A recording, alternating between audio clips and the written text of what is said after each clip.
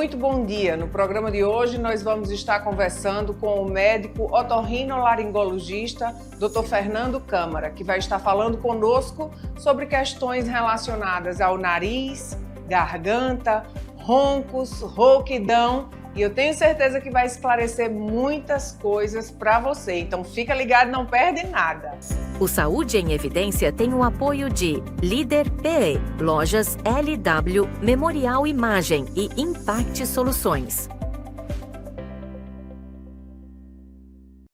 Muito bom dia, muito obrigada por você mais um sábado abrir as portas da sua casa para o Saúde em Evidência. O programa de hoje está bem especial, nós vamos estar falando aqui, conversando com o doutor Fernando Câmara, médico otorrinolaringologista, que vai desmistificar muita coisa para nós, vai trazer muitas informações acerca da saúde dos ouvidos, do nariz, da garganta e tantos outros assuntos que estão correlacionados a esses órgãos. Fica ligado que o programa de hoje está imperdível e certamente você que está em casa, ou você ou alguém da sua casa já pode ter tido episódio de ronco, ou até você mesmo.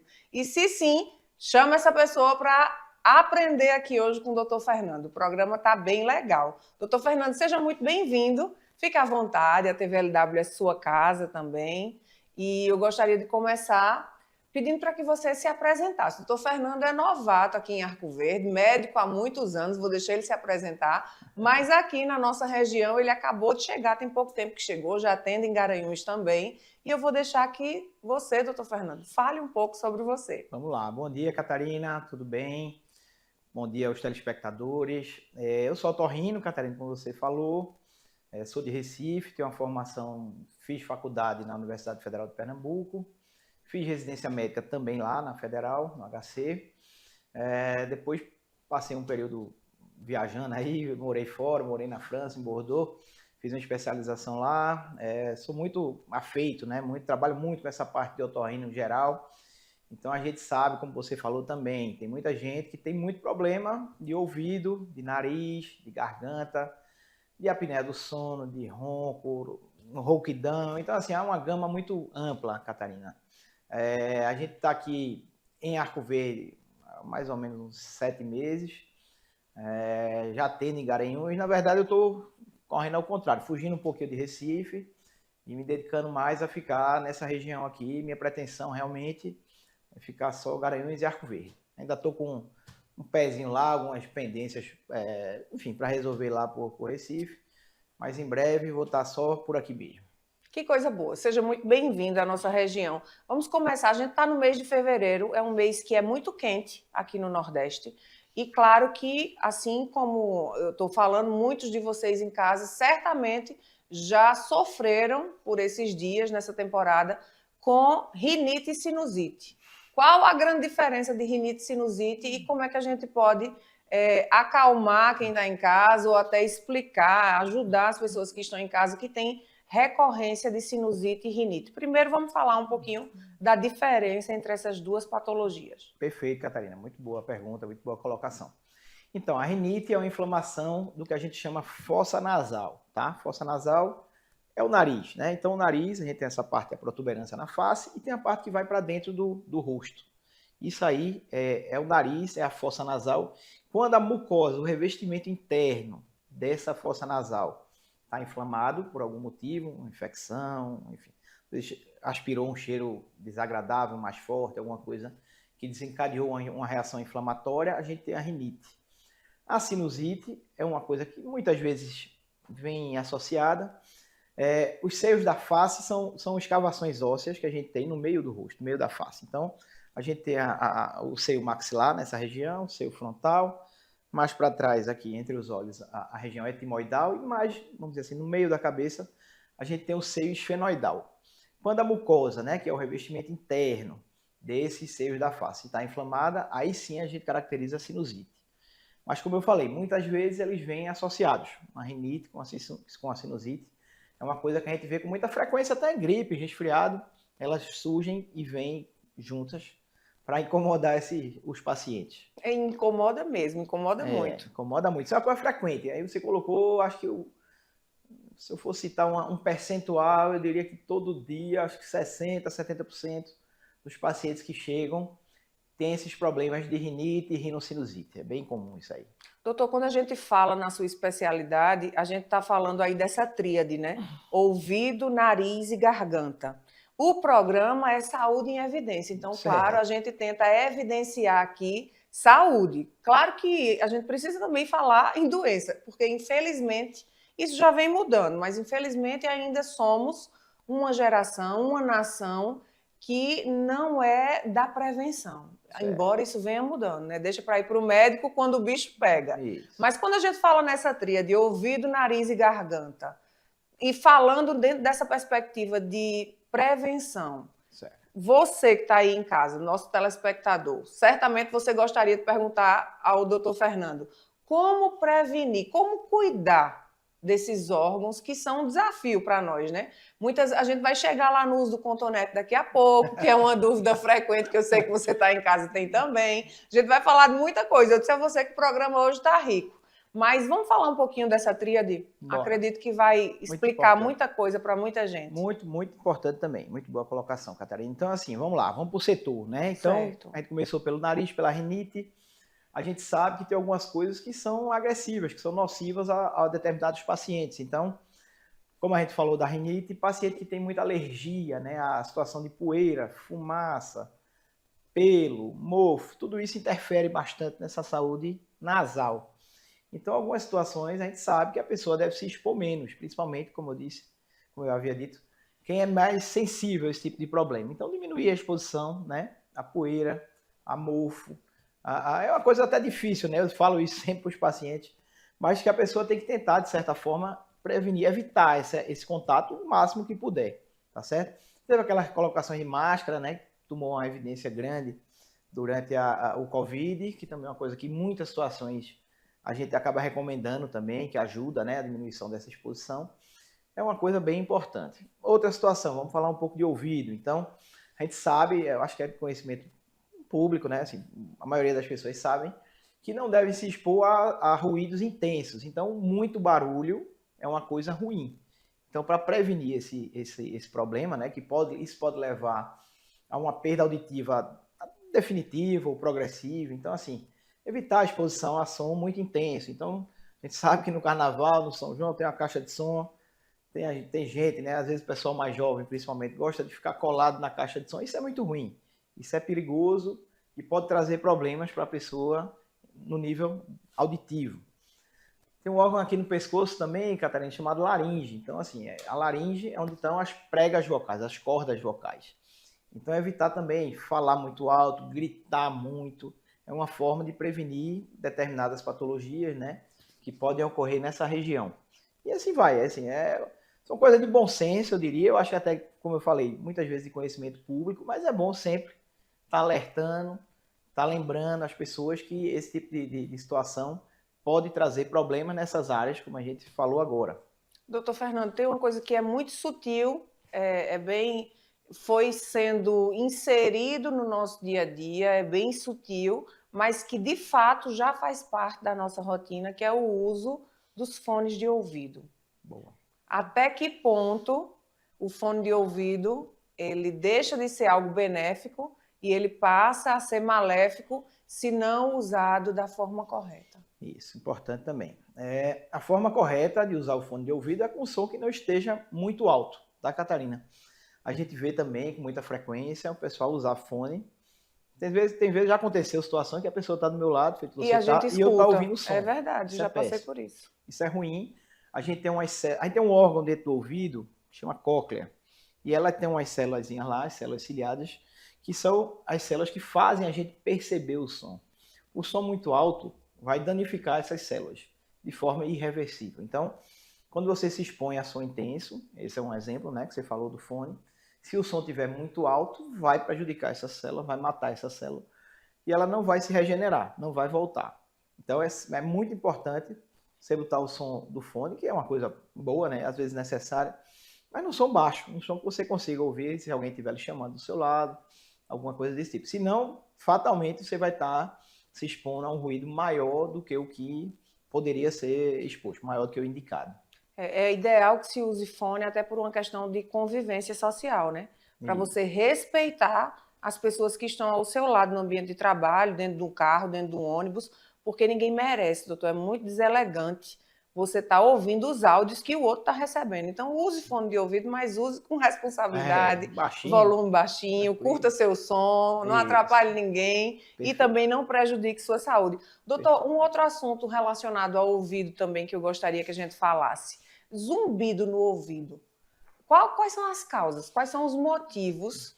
E é uma doença? É para sempre? É tratável? Não é? Porque o negócio chato. Outra coisa também chata, que pode trazer consequências ruins, pode levar a quadros de depressão. Hoje eu atendi uma paciente meio deprimida, aí vem aquela, né, do ovo da galinha. O zumbido piora a depressão piora o zumbido, enfim.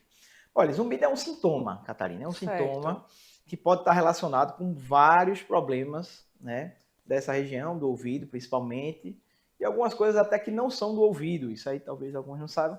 Aí tem esse órgãozinho aqui, uma articulação, né, que chama temporomandibular. Sente, né? Isso, tem essa articulação, e algumas vezes a pessoa tem uma disfunção dessa articulação, que a gente chama de disfunção de ATM. Pô, fala comumente, está com problema no maxilar, né? Acho que você já deve ter ouvido falar. É uma das causas também que podem levar ao zumbido. Então, assim, tem vários problemas, várias situações, perdas auditivas, aquela perda da idade chama presbiacusia, pode levar a zumbido, outros problemas auditivos. Qualquer baixa da audição também pode levar ao zumbido. Então, quando ele existe, Catarina, é importante ir no otorrino, no bom otorrino, para ele identificar a causa. E a partir da causa, a gente vai poder propor algum tipo de tratamento ou não. Esse ou não é chato, mas existe. Então, existem algumas situações que o zumbido não vai ter um tratamento comprovadamente muito eficaz. Mas, ainda assim, a gente pode lançar mão de algumas possibilidades que, às vezes, ajudam também esses pacientes. Então, em havendo zumbido, primeira coisa, procurar o otorrino. O otorrino vai tentar identificar qual a causa. Se for uma causa tratável, vai ser tratado, obviamente. E muitas vezes o zumbido resolve. Algumas situações, o zumbido acaba não tendo um tratamento tão eficaz, tão adequado, dependendo, como eu disse, né, da causa. E a partir daí a gente define, conversa com o paciente e propõe algumas possibilidades para poder resolver ou minimizar essa questão do zumbido. Doutor Fernando, a gente está falando de ouvido, vamos continuar falando de ouvido. Cotonete. Cotonete é algo que a gente sempre... Eu fico na dúvida, é para usar, né? Ou não é para usar? É cultural. Uns dizem que tem que usar, outros dizem que não é para usar. É para usar, não é para usar? Rapaz, como é para usar? Não é para usar não, Catarina. Geralmente a gente não recomenda, sabe? Na verdade, não é indicado usar nada dentro do ouvido. Não bota nada para dentro do ouvido, porque tem as estruturas internas, né? Tem o tímpano, tem a pelezinha lá. Desculpa. E às vezes pode danificar, trazer um prejuízo para esse paciente. Então, o ideal é não usar o cotonete. Pronto, você já fica em casa sabendo que o ideal é não usar o cotonete. A gente vai chamar um breve intervalo. Boa. Daqui a pouquinho a gente está de volta com outros assuntos para você. Aqui na Impact, nós entendemos que cada negócio é único. É por isso que oferecemos uma variedade de serviços personalizados para atender às suas necessidades específicas. Desde o desenvolvimento de sites modernos e intuitivos até o design gráfico criativo, passando pelo gerenciamento estratégico de mídias sociais. Também contamos com uma consultoria dedicada a fornecer soluções estratégicas em finanças, gestão de dados e logística para empresas de todos os portes. Estamos aqui para ajudar sua empresa a se destacar no mercado. Com a Impact, você terá acesso a uma equipe dedicada e experiente, pronta para impulsionar o seu sucesso. Vamos trabalhar juntos para alcançar seus objetivos e superar suas expectativas. Salas fixas, salas virtuais e salas de reuniões. Tudo em uma estrutura moderna e funcional. Precisa de um auditório? Temos capacidade para até 60 pessoas. Perfeito para eventos corporativos. E ainda uma área de lazer para o seu bem-estar. Nas eleições de 2024, conte com nossa assessoria completa, prestação de contas, cadastro de candidatos e muito mais. Líder PE. Modernidade e eficiência para o seu sucesso. O Saúde em Evidência tem o apoio de Líder PE, Lojas LW, Memorial Imagem e Impact Soluções. Estamos de volta para mais um bloco do programa Saúde em Evidência e eu vou começar esse bloco falando sobre o último assunto que é polêmico. Usar ou não cotonete? O doutor Fernando já disse que não. E aí, doutor Fernando, como é que faz essa asepsia do ouvido? Só no banho? Então, Catarina, durante o banho, o indicado é o seguinte, você lava com o dedo, essa partezinha mais externa, né, mais fácil acesso ao dedo, e depois, no final, enxuga com a toalha também e só por fora, né? Você já deve ter ouvido também que alguns otorrinos antigos indicavam que no ouvido é para mexer com o cotovelo. Então, se você conseguir mexer com o cotovelo, você mexe. Você não consegue, obviamente. Então, assim, não é para botar nada dentro do ouvido. Então, lá para dentro não é para usar cotonete. Tem gente que usa chave, né? Tem gente que bota palito dentro. Grampo, tudo, né? O famoso biliro. É isso, tudo. Tudo no mundo eu já ouvi que o pessoal acaba colocando no ouvido. Mas não é indicado, como eu disse. A gente tem umas estruturazinhas delicadas, sensíveis. O ouvido é pequeno, não é grande. Então, assim, também não é incomum a gente ver pessoa que colocou alguma coisa no ouvido e que perfurou o tímpano, que machucou, o ouvido está sangrando, enfim. O ideal é não colocar nada dentro do ouvido. Só quem pode mexer dentro do ouvido é o otorrino, porque sabe o que tem lá, sabe o que precisa fazer, mas no dia a dia não é indicado colocar nada dentro do ouvido. E por falar em só quem pode mexer dentro do ouvido é o médico otorrino. Lavagem de ouvido. Eu tenho vontade, eu tenho curiosidade de fazer lavagem no ouvido. Quando é que é indicado lavagem no ouvido? Curiosidade foi bom. Olha, a lavagem a gente faz para remover alguma coisa que esteja, né, nessa parte que a gente chama orelha externa. Então, lateral, posterior, depois do tímpano, tá? Mais exterior ao tímpano. Então, a gente vê algumas situações que a pessoa tem cera, rolha de cera. Às vezes, criança bota uma massinha, bota um papelzinho, enfim, alguma coisa, inseto, a gente vê também com muita frequência. E nessas situações pode haver indicação de fazer a lavagem de ouvido. Já aproveitando o gancho também, Catarina, não é incomum a gente receber paciente que fez lavagem na farmácia, enfim, sei lá onde, e aí com pessoas que não estão capacitadas, vamos colocar assim. Então é perigoso também isso, a gente também recebe problemas decorrentes dessa situação. A pessoa foi lavar, enfim, em algum lugar que não era com o otorrino, que não era com o médico, e aí machucou o ouvido, danificou, perfurou o tímpano. Isso também não é incomum da gente ver. Perfeito. Então fica aí o alerta, né? Como tudo a gente tem falado aqui, a sua saúde, a sua vida tem valor, a sua saúde, você tem que primar por ela, prezar por ela e preservar a sua saúde. Então, ó, nada de fazer qualquer procedimento no ouvido longe do médico, certo?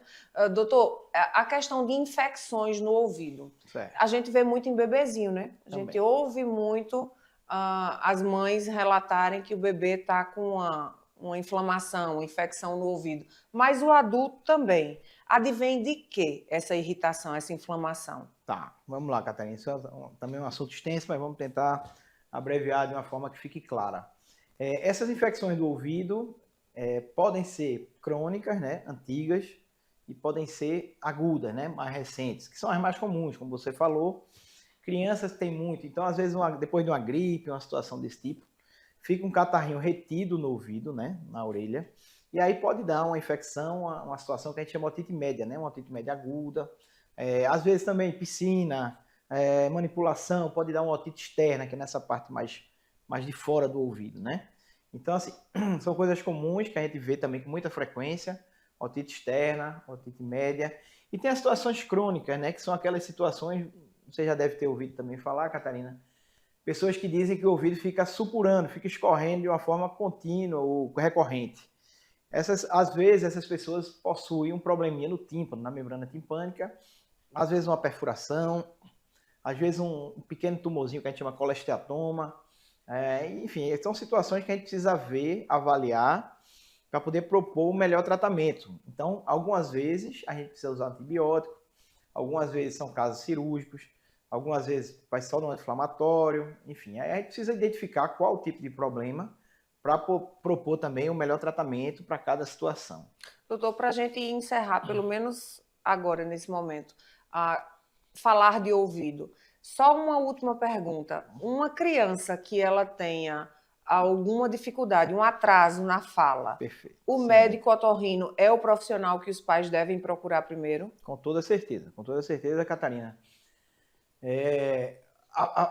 o atraso da linguagem, né? A primeira coisa que a gente investiga é se a pessoa escuta, se a criança escuta. Quem não escuta não aprende a falar. A gente aprende a falar a partir da audição. Então, pessoas que têm atraso na linguagem precisam ser avaliadas quanto à questão auditiva, né? Então, vai primeiro no otorrino, a gente vai avaliar se a parte anatômica está toda correta, está toda normal. A partir daí, a gente vai lançar mão de alguns exames, né? Então, pode ser uma otoemissão, que a gente chama, pode ser um outro chamado Bera, pode ser uma audiometria. Isso depende da idade do paciente. E isso é muito importante que você falou, Catarina, porque a partir da detecção, do diagnóstico dessa perda auditiva, a gente pode fazer várias coisas também. Isso é uma coisa até mais moderna, mais avançada, mas enfim. Desde tratamentos mais simples, às vezes precisa de medicação, antibiótico, até aquelas cirurgias, talvez você já tenha ouvido falar, do ouvido biônico, né, que o pessoal fala e tal. Então, é uma cirurgia do implante coclear que a gente faz também, que pode ser necessária em algumas situações e que podem trazer a audição para pessoas que estavam privadas da audição por um motivo qualquer, um motivo anatômico, às vezes já nasce assim, às vezes foi uma sequela de alguma infecção, de algum outro problema. É importante ser avaliado, né, como você disse, inicialmente pelo otorrino e a partir daí vai ser feito tudo que for necessário, né, eventual encaminhamento, enfim, para que possa isso ser resolvido, essa situação ser resolvida. A gente está falando aqui com o doutor Fernando de uma forma bem ampla, eu estou tentando abranger, né, a tríade, ouvido, nariz e garganta, mas em outra oportunidade ele vai vir aqui com um tema específico para a gente esmiuçar e tirar toda a dúvida que você tiver com relação a alguma dessas partes do corpo que a gente está falando. Vamos agora para nariz. Bora. Desvio de septo nasal. Tá. É algo que desde criança eu escuto, né? Precisa sempre fazer cirurgia. O que é o desvio de septo nasal?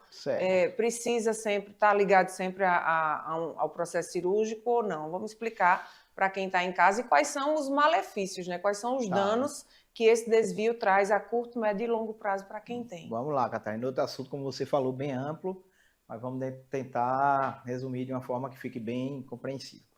O septo nasal é uma estrutura que a gente tem aqui no meio do nariz, né? Osteocartilaginosa, ou seja, tem osso e tem cartilagem, que ela é para estar ocupando a posição mediana, é para ficar no meio do nariz, tá certo? Ela divide, né, as duas fossas nasais.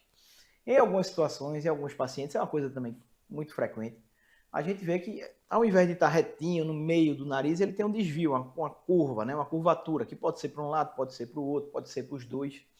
E nessas situações, a depender da sintomatologia do paciente, o que é que eu quero dizer? Se o paciente tem um desvio grande, tem um desvio de septo, e está sentindo obstrução nasal, o nariz está ficando obstruído, ele pode sim ser um candidato a uma situação de cirurgia, né? A uma cirurgia que a gente chama de septoplastia, que é para corrigir. Você tirar, retirar, remover esse desvio e deixar o nariz dele o mais centrado possível, mais reto e mais mediano possível. Você perguntou se sempre é cirúrgico. Não, não é sempre cirúrgico, não. Então, algumas situações que o paciente tem o desvio, mas o desvio pode ser um pouco mais posterior, mais na parte de trás, ou que não esteja causando uma obstrução nasal importante, algumas vezes a gente acaba optando por não operar. Então, vai depender de cada caso, vai depender da sintomatologia do paciente, se tem outras patologias associadas, que aí a gente faz um compêndio a partir dessa sintomatologia e do exame clínico e da situação do desvio para ver se vale a pena operar, se precisa operar ou não. Tem algum outro assunto relacionado a nariz que seja isolado do nariz, que eu possa lhe fazer uma pergunta que ajude as pessoas que estão em casa, ou sempre o nariz vai estar ligado a uma questão de garganta e ouvido? Não, nariz algumas vezes, como você falou, até o próprio desvio de septo é só nariz, né? Seria uma coisa mais Tem mais exclusiva. alguma coisa fora do desvio de Olha, septo? tem umas situações, por exemplo, eu já atendi um paciente que tem uma polipose nasal. O que é polipose nasal? São pólipos são tumorações benignas, né, que aparecem no nariz, em algumas situações de inflamações crônicas nasais. Então, é uma situação também muito pontual, muito específica, exclusivamente do nariz, que pode também precisar de alguma intervenção, normalmente precisa, né? Algum tratamento clínico ou cirúrgico para poder resolver. Tem outras também, às vezes a pessoa tem uma obstrução nasal por insuficiência de válvula, às vezes essa partezinha lateral aqui a gente chama asa do nariz, às vezes a cartilagem é um pouquinho mais amolecida, mais flácida, E quando a pessoa respira, principalmente se respirar um pouco mais forte, uma demanda, por exemplo, de exercício físico, ou algo parecido. E se a pessoa respirar mais forte, acaba fechando o nariz. É comum, né? De vez em quando. Eu conheço algumas pessoas que têm isso. E quando respiram mais forte, acaba fechando aqui. Então, é uma outra situação, meio que pontual, né? Do nariz, que precisa ser tratado para poder ser resolvido. Doutor Fernando, adenoide. O que é adenoide? Boa também. Adenoide é um tecido que a gente tem, Catarina, na porção mais posterior do nariz. Na verdade, é na porção que a gente chama nasofaringe, né? Seria a transição ali do nariz para a faringe, que já é entrando em contato aqui com a garganta. Adenoide, ao contrário do que muitos pensam, Catarina, é uma doença de criança, tá? A gente, às vezes, se escuta adulto falando também, mas é uma situação, é um tecido que a gente tem, todo mundo tem, mas na criança ele está aumentado de tamanho, tá? Então ele está hiperplasiado, crescido. E algumas vezes obstrui a nasofaringe. Então acaba dificultando a passagem de ar. Impede que o ar chegue de uma forma tranquila do nariz, passando para as porções mais inferiores, né, que seria até o pulmão. Então, assim, algumas situações de adenoide é uma coisa também muito frequente, que a gente vê com muita frequência aqui no consultório. Algumas situações que o paciente tem uma hipertrofia de adenoide vai precisar também de tratamento clínico ou cirúrgico. É bem comum, a gente vê isso com muita frequência. Pessoas que respiram pela boca. Certo. O que é exatamente isso? Tá. Isso é um sintoma, né? A respiração oral é uma consequência de alguma coisa que está acontecendo que está obstruindo o nariz. Pode ser adenoide, como a gente falou há pouco, pode ser um desvio de septo, pode ser pólipo, pode ser sinusite, pode ser hipertrofia de cornetes, que é uma outra carnosidadezinha que a gente tem, que é comum em pessoas que têm alergia, ele acaba crescendo muito. Pode ser uma coisa mais grave, pode ser um tumor, um câncer, uma coisa assim, mais séria, que graças a Deus são menos frequentes. Mas são várias as possibilidades que podem levar a esse sintoma de respiração oral. A gente vai investigar e vai tratar o que é que está acontecendo, né? O que é que está levando a essa obstrução do nariz para poder resolver essa situação. Tem pessoas que convivem uma vida inteira respirando pela boca, então tem que procurar um médico. Tem que procurar. Tem gente que pensa que isso é normal porque não tem o parâmetro, né? Então muitas pessoas, sempre respiraram mal pelo nariz e acham que aquilo é normal. Então, assim, não é normal, claro, o nariz é feito para respirar. E o certo é, uma vez identificado que a pessoa está respirando pela boca, procurar o otorrino para poder resolver a situação. Nós vamos chamar mais um breve intervalo, daqui a pouquinho a gente está de O Memorial Imagem está dentro do Hospital Memorial Arco Verde, o que lhe proporciona a segurança de um ambiente hospitalar, além de contar com vários serviços num só lugar. Tomografia computadorizada, mamografia, ultrassonografia e raio-x. Os equipamentos possuem uma alta resolução e agora também com um novo tomógrafo de última geração e potência elevada. Tudo isso funciona 24 horas por dia, alinhado a uma equipe especializada, que oferece agilidade e confiança na execução dos resultados. O atendimento humanizado é um dos princípios norteadores para transmitir todo o respeito a quem mais importa. Você, paciente. Memorial Imagem.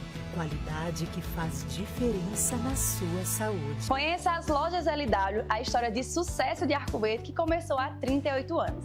Desde o primeiro móvel vendido, a visão era clara: oferecer qualidade e inovação para todos os lares. Hoje somos líderes em móveis e eletros, com design e tecnologia que transformam casas em lares. Na moda, vestimos suas emoções com estilo e no esporte, equipamos suas aventuras com paixão. E na LW Sapatos, garantimos durabilidade e elegância em cada passo. Lojas LW, tudo para você. O Saúde em Evidência tem o apoio de Líder PE, Lojas LW, Memorial Imagem e Impact Soluções.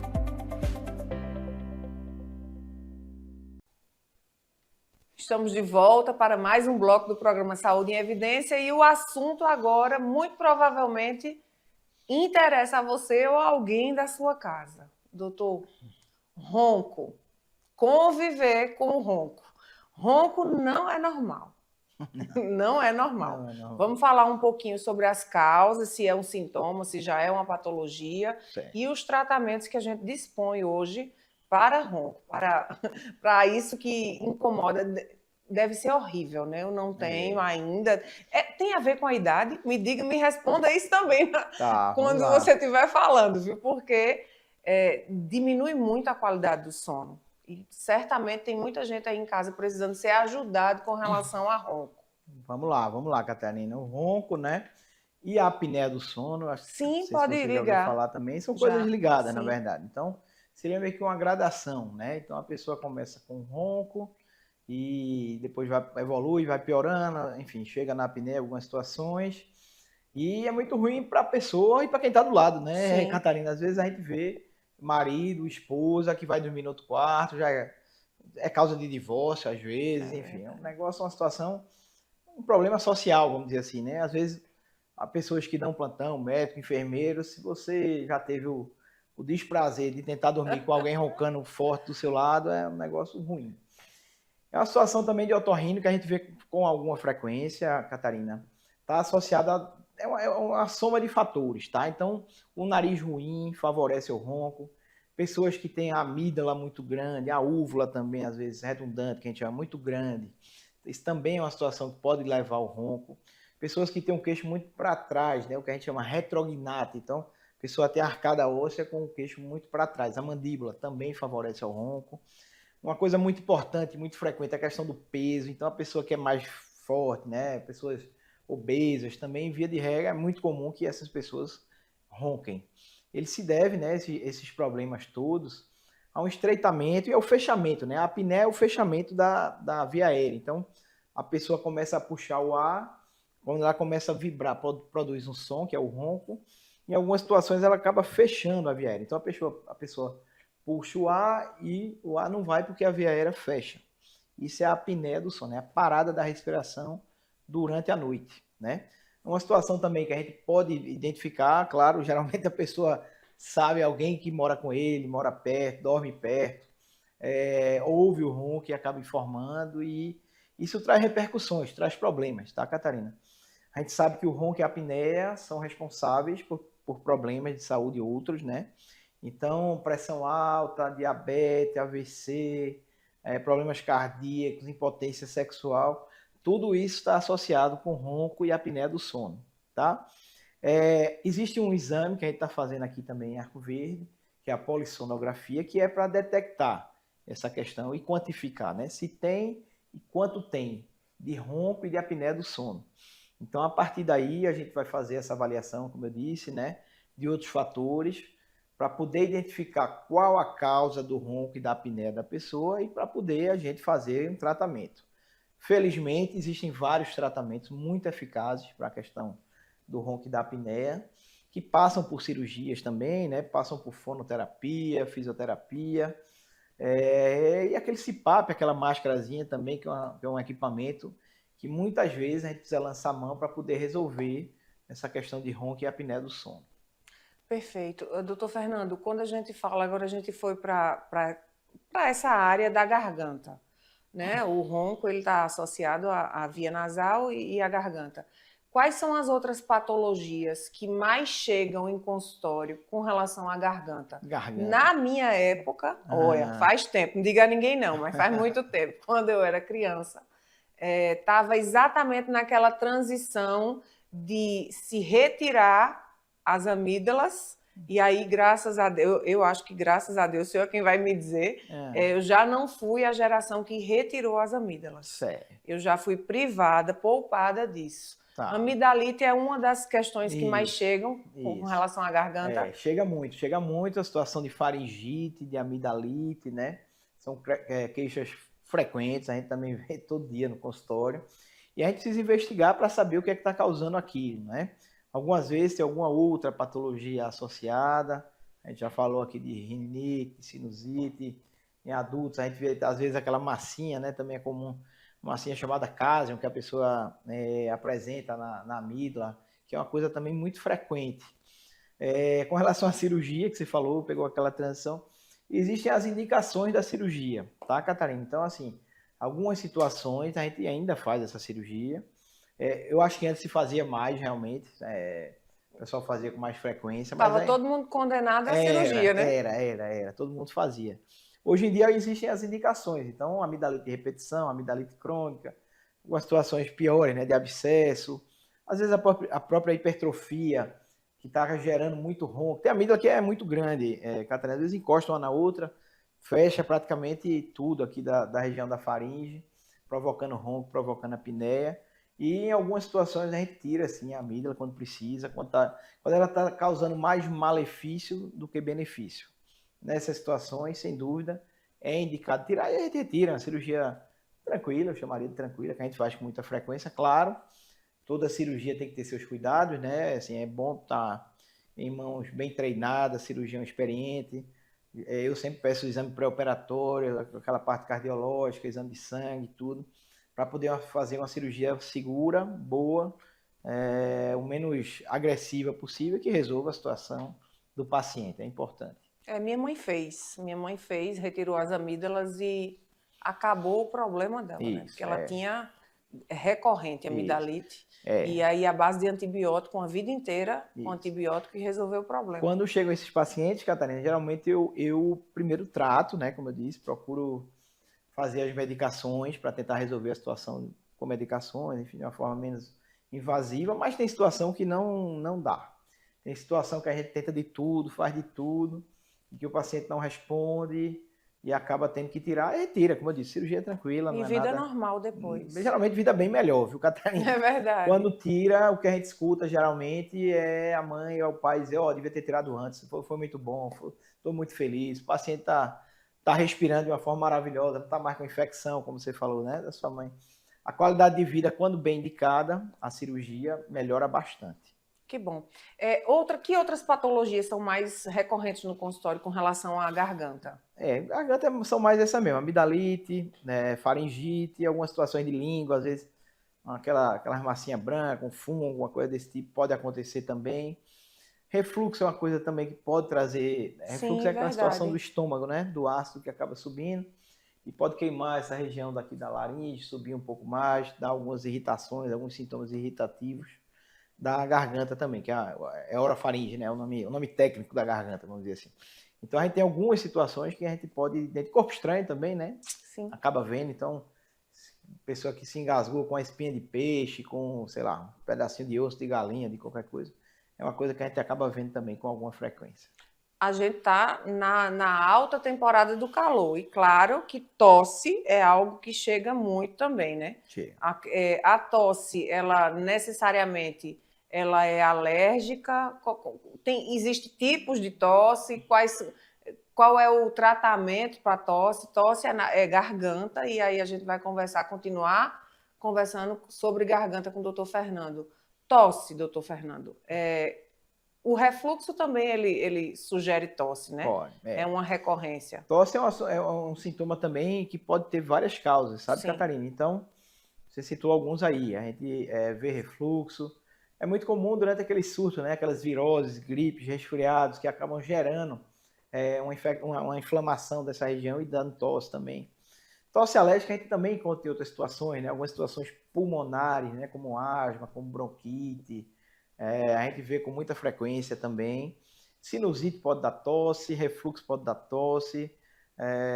Enfim, tem uma amidalite, faringite vem junto também.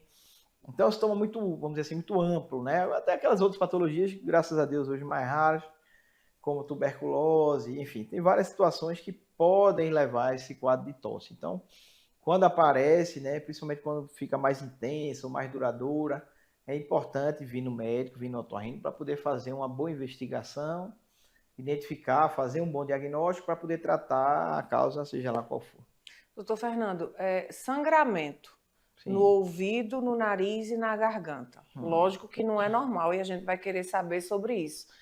Eu fui uma criança que tinha muito sangramento no nariz, estava brincando ou nem fazendo nada. Na escola, cabeça baixa, escrevendo, daqui a pouco o nariz sangrava. Cresci e não sei o que era. Até agora, isso me veio agora, né? Falando, me ouvindo, e me trouxe a memória. Então, assim como o sangramento no nariz, tem também os sangramentos de ouvido e de garganta. Vamos falar um pouco sobre isso? Bora, vamos lá, Catarina. Como você falou, não é normal, né? O nariz não é feito para sangrar, a boca, a garganta, o ouvido, nada disso é feito para sangrar. Então, se está sangrando, provavelmente tem alguma coisa errada, né? O nariz, eu diria que talvez seja o mais frequente desses sangramentos. A gente vê muitas vezes associado com questões simples, até de rinite, sinusite, e a pessoa apresenta, né, algum tipo de sangramento. É importante a gente avaliar, né? Ouvido muitas vezes a pessoa é mais comum traumatizando ou consequência de uma infecção, né? Uma otite, uma coisa desse tipo, que pode sair sangue, às vezes sai sangue com pus, enfim, alguma coisa desse tipo. Então, assim, em havendo sangramento dessas partes do otorrino, é importante ser avaliado. Tem alguns exames que a gente faz, a gente tem equipamento bem moderno aqui, bem bom, para poder ver por dentro. Então, assim, quando a pessoa, né, um paciente, apresenta o sangramento nasal, é importante ser avaliado. Graças a Deus, a grande maioria das vezes, é uma coisa não grave, né? Então, como eu disse, uma patologia aí, uma rinite, uma gripe, pode levar a algumas situações que acabam sangrando no nariz.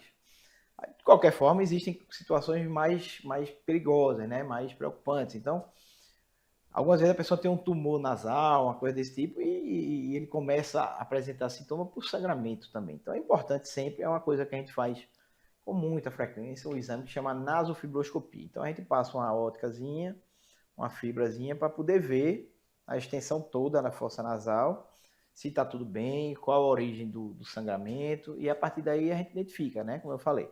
Se é de uma mucosa, que é uma coisa mais simples, que a gente vai poder fazer umas medicações e resolver, ou se é uma coisa mais séria que preocupa, uma tumoração, algum pólipo, que aí sim a gente pode identificar e talvez pedir outros exames, né? Às vezes precisa uma tomografia, uma coisa desse tipo. Garganta é outra situação também que também não é para sangrar, né? Se está sangrando, tem alguma coisa errada, alguma inflamação, alguma infecção. No caso da garganta, né, da boca, às vezes vem mais de baixo, então a gente precisa identificar se vem de laringe, às vezes vem de pulmão e vai sair pela boca, né? Às vezes vem de estômago, então assim, é importante ser avaliado, a gente vai identificar e a partir daí propor algum tipo de tratamento. Algumas vezes não é da área do otorrino, então às vezes a gente identifica que vem do trato gastrointestinal, que vem do estômago, do esôfago. Aí a gente encaminharia para o responsável, para um gastro, né, enfim. Como você disse, Catarina, sangrar dessa parte aqui não é normal, não é para estar sangrando. É procurar um médico. Isso. Daqui a pouquinho a gente volta para o último bloco do programa de hoje. Fique conosco, a gente vem rapidinho. Bem-vindo à Líder PE em Arco Verde, o seu espaço de negócios completo. Aqui você encontra locação de salas fixas, salas virtuais e salas de reuniões. Tudo em uma estrutura moderna e funcional. Precisa de um auditório? Temos capacidade para até 60 pessoas, perfeito para eventos corporativos. E ainda uma área de lazer para o seu bem-estar. Nas eleições de 2024, conte com nossa assessoria completa, prestação de contas, cadastro de candidatos e muito mais. Líder PE, modernidade e eficiência para o seu sucesso. Conheça as lojas LW, a história de sucesso de Arco Verde que começou há 38 anos. Desde o primeiro móvel vendido, a visão era clara: oferecer qualidade e inovação para todos os lares. Hoje somos líderes em móveis e eletros, com design e tecnologia que transformam casas em lares.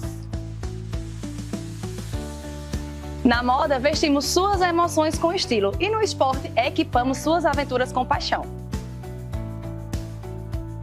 E na LW Sapatos, garantimos durabilidade e elegância em cada passo. Lojas LW, tudo para você. O Saúde em Evidência tem o apoio de Líder PE, Lojas LW, Memorial Imagem e Impact Soluções. Estamos de volta para o último bloco do programa de Saúde em Evidência desse sábado. E claro, a gente tem encontro marcado no próximo sábado. Doutor Fernando, algo que é muito comum e certamente é uma prática lá na sua clínica, tontura. Se sentir tonto, baixou para pegar alguma coisa, levantou, o mundo girou. O que é essa tontura? O que pode ser essas tonturas? Vamos lá, Catarina. Outro assunto também bem amplo, né? A tontura tem vários tipos, sabe, Catarina? Então, assim, quando a pessoa chega com essa queixa de tontura, a gente primeiro vai tentar identificar o tipo de tontura. Então, assim, tem várias características que podem levar a gente a pensar em determinados tipos de tontura, tá? Então, existe uma tontura, como você falou, quando a pessoa levanta, está dormindo, levanta de vez, é uma coisa. Tem uma outra tontura que é quando a pessoa se deita e vê o mundo girar, que passa rápido, já é outro tipo de tontura. Então, assim, existem várias características, né? A gente precisa saber a duração, se tem hora do dia que dá, que hora que não dá, qual a recorrência disso, se vem todo dia, se vem com menos frequência, para a gente poder identificar qual a patologia, né? Então, assim, a tontura, um dos tipos de tontura é relacionada com o labirinto. Então, o povo chama, né, popularmente de labirintite, né? Sim. Existem várias patologias do labirinto que podem levar à tontura, tá? Mas existem outras tonturas, Catarina, que não estão necessariamente relacionadas com o labirinto. Então, situações de sistema nervoso central, cérebro, né, enfim, situações visuais também podem levar à tontura, a determinados tipos de tontura. Patologias de coluna também podem gerar alguns tipos de tontura. Então, assim, em havendo a tontura, é importante vir também no médico, vir também no otorrino, para a gente identificar o tipo de tontura que a pessoa tem, se está relacionada com o labirinto, se está relacionado com a outra área, com a outra situação. E aí a gente pode investigar, tratar, né, se for algo da nossa área, obviamente. E se for de uma outra área, por exemplo, às vezes a gente manda um paciente que está com tontura para o cardiologista, porque ele está se levantando muito rápido, enfim, e está tendo uma queda de pressão, alguma outra coisa. Às vezes a gente manda para o neurologista, porque está com algum problema que a gente identifica que é uma causa neurológica. Então, a partir do diagnóstico, da identificação da característica da tontura, a gente vai propor um tratamento ou sugerir que a pessoa seja devidamente tratada por quem estiver mais relacionado com a patologia daquele paciente. Perfeito. Doutor Fernando, um outro assunto que eu tenho certeza que quem está em casa gostaria de saber e também já tem passado por esses episódios, principalmente, de novo, né, nessa época do ano. Rouquidão. Tem pessoas que têm muitos episódios de rouquidão e tem pessoas que têm uma vida inteira de rouquidão. Vida inteira, exatamente. Vamos falar, o que é a rouquidão? Vamos lá. Olha, a rouquidão, Catarina, geralmente ela é consequência de algum problema das pregas vocais, tá? Pregas vocais, acho que todo mundo já ouviu falar, são estruturas que a gente tem no órgão do pescoço chamado laringe. Então, se a pessoa tem algum problema na corda vocal, alguma inflamação, alguma tumoração, são várias patologias que podem levar à rouquidão. Você falou aí que às vezes a pessoa tem uma vida, né? Eu estou lembrando de uma paciente que eu operei recentemente, há um mês atrás, que ela chorou quando voltou a falar, disse que tinha 15 anos aquela rouquidão, nem lembrava da voz dela. Veja que situação, né? Então, assim, algumas situações, às vezes tem algum tumor, pode ser um nódulo, pode ser um pólipo, pode ser um cisto. Algumas situações demandam um pouco mais de cuidado, né? Principalmente, por exemplo, em paciente fumante, né? Sim. Paciente fumante, às vezes, pode ter algumas patologias mais sérias, né? Então, pode ter um câncer de pulmão, ou um câncer de laringe, pode ter um edema, que a gente chama edema de Raynaud, que é uma inflamação, um edema, um inchaçozinho mesmo, das pregas vocais. Então, assim, às vezes é uma coisa também bem mais simples, né, Catarina? A pessoa às vezes está gripada, isso é o mais comum, infelizmente, né? Está gripada, começa a ficar rouca e tal, porque tem uma inflamação temporária, às vezes relacionada com alguma virose, uma coisa desse tipo, que dá aquela reação no momento. Acho que a pessoa trata e com poucos dias está normal, está normalizada a situação da rouquidão também. Então é uma coisa bem ampla também, como a gente falou, que a gente precisa esmiuçar, ver qual a característica, qual a duração, qual o tipo. E a partir daí a gente vai poder propor vários, tem exame também, né? Para a gente poder propor o tratamento mais adequado. Então, o exame, voltando aqui, também a gente bota uma luzinha para poder olhar a prega vocal. A gente precisa ver a prega vocal.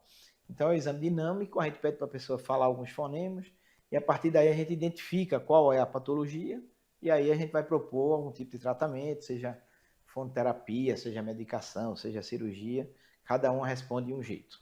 Doutor, nessa tríade ouvido, nariz e garganta, a incidência de cânceres, sim, percentualmente, como é que está hoje na prática clínica? É uma coisa que, infelizmente, a gente não vê com tanta frequência. Câncer, vamos deixar claro para os telespectadores, câncer é um tumor maligno, né? Tumor benigno a gente vê com muito mais frequência, mas, felizmente, tumor maligno a gente vê com pouca frequência. Mas existe, claro, Algumas associações a gente sabe que existem também. Então, pessoas que fumam, a gente já fica mais preocupado, né? Se fumar e beber, adiciona mais um grau de percentual, vamos dizer assim, uma incidência mais frequente, maior, né? Então, a gente precisa ver isso aí, ficar sempre atento. Pacientes idosos também, acaba a gente ficando um pouco mais preocupado. Pessoa que está com perda de peso, que está com algum outro sintoma, como você falou antes também, às vezes é um sangramento nasal, sangramento oral, a gente precisa sempre estar acompanhando, ver o que é. No ouvido eu destacaria mais os tumores benignos também, que são muito mais frequentes, muito mais. As perfurações, enfim. Mas o câncer, né, o tumor maligno, a gente tem que estar sempre atento, tá? A gente sempre tem que estar com isso, sabendo da baixa incidência, mas sempre pesquisar. Porque às vezes se você se pegar essa baixa incidência, você às vezes nem sai procurando, nem sai investigando de uma forma tão minuciosa, mas tem que ter isso sempre em mente, que elas existem e que acontecem, claro, com a baixa incidência, mas que a gente precisa detectar o mais breve possível.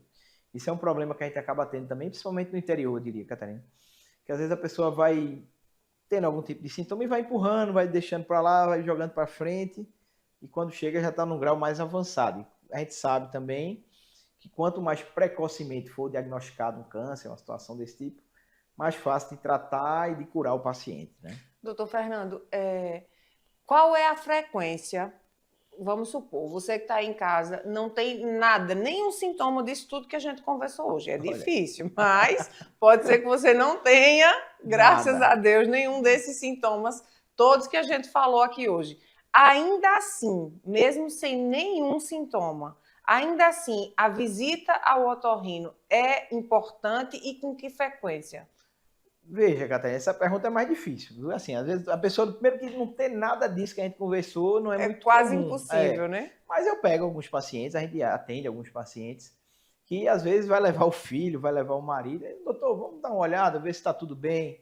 A gente pode ver isso também. Eu diria que uma vez por ano estaria mais do que suficiente, Catarina, para a gente dar uma avaliada. Esses pacientes não têm queixa, mas pode ser que tenha alguma coisa muito pequena, muito inicial, precoce, que não dê para detectar. Ainda a pessoa não tenha sintoma, digamos assim, não dê para a pessoa detectar, né? E que para um profissional, para um otorrino olhando, é diferente, claro. Então, eu diria que uma vez por ano estaria satisfatório. Pronto, então mais uma especialidade para você se programar aí, de uma vez por ano, fazer uma visita a doutor Fernando. E eu vou aproveitar esse momento, doutor Fernando, a gente já está encerrando o programa, para lhe agradecer. Foi esclarecedor demais o nosso programa de hoje, muito bom falar desse tema. E deixar aí você livre para falar das suas redes sociais, onde você atende aqui em Arco Verde. Fique livre, porque certamente quem está em casa nesse programa, como eu lhe disse, desde Recife, região metropolitana, passando pelo Agreste até Serra Talhada. Então, você que está aqui no entorno e precisa de um otorrino de confiança, já tem aí doutor Fernando Câmara, que está atendendo em Arco Verde. Então, fique à vontade, doutor Fernando, para vamos lá fazer agora a propaganda de como as pessoas lhe encontram. Tá bom. Então, Catarina, veja, eu comecei a vir a Arco Verde porque eu já tinha alguns pacientes de Arco Verde em Garanhuns. Então, eu acho que tem alguma carência aqui, tínhamos bons profissionais, mas alguma carência de algumas áreas, né? Como tem de uma forma geral na medicina. A otorrino também estava um pouco carente. Então, a gente está aqui, estou no Instituto Curar e estou no Memorial Arco Verde, no hospital. Qualquer problema, a pessoa pode ir lá, deve ir lá, na verdade, né? Se tiver algum problema nessas áreas de otorrino, para a gente poder identificar, ver o que é, para poder tratar. Garanhuns também, atendo lá na clínica, né, na Saúde, e estamos aqui para poder ajudar, tá certo? Tem também, depois eu vou lhe passar, um Instagram, para a pessoa poder achar, poder, às vezes, pode falar aqui. Lembra? Rapaz, doutor Fernando Câmara Otorrino, me confirma. Vamos agora tirar a dúvida, pode então, continuar assim, falando. Pode ver pelas redes sociais, é importante sempre, como a gente falou, procurar profissionais bem capacitados para poder resolver qualquer patologia que a pessoa venha a ter. E estamos aqui, como eu disse, no Instituto Curar, no Memorial Arco Verde, para resolver situações clínicas, já estamos fazendo algumas cirurgias aqui também, e vamos lá, que precisar, poder ajudar a população aqui da região. O Instagram do doutor Fernando, anota aí, Fernando Câmara Otorrino. E lá no Instagram dele tem todos os telefones, todos os contatos das clínicas. em Garanhuns, em Recife e em Arco Verde. Fernando Câmara Otorrino, tudo junto, já começa a seguir o Dr. Fernando e aproveita que ele tem muitas dicas, o conteúdo do Instagram dele é bem rico, já vai esclarecer muitas coisas para você. Eu quero te agradecer pela audiência e lembrar que no próximo sábado, pontualmente às 10 horas da manhã, a gente tem encontro marcado.